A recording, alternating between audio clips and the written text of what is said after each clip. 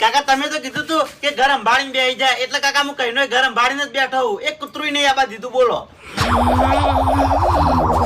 ઘર સંભાળીને બેઠો છી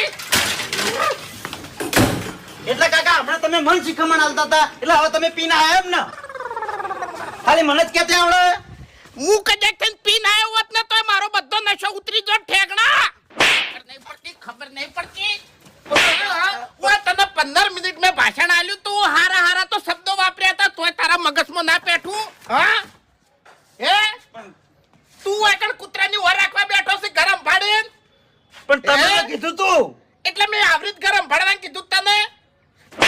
મને તારા બાને બકાવી છે તારા બાને બકાવી તો કાકા ઈ ચમ ના કીધું કે જે રીતના સંભાળવાનું ઘર અલ્યા એ તારે 20 વર્ષ ઉંમર થઈ એટલી તો બુદ્ધિ તને પોકવી જોવે લે શું કરવા મારું મગજ ખેવી તું હાથે કરીને હા બેહી જાસી વગર કૂતરાની ઓર રાખીને ગરમ પાડીને તો પછી હું જેમ કરતો એમ કરવા દો કે તાણી હું કરવા તાણી શીખમણ આલવાના આવે તમાર બટકા ભાઈ આ કરને તું બટકા ભાઈ પાડીને બેઠા કાકા બટકા ભરવાનું નતું કીધું ને કે તમારું મોનીન હું ઘરનો બટકાય ફરક લ્યો ઓહો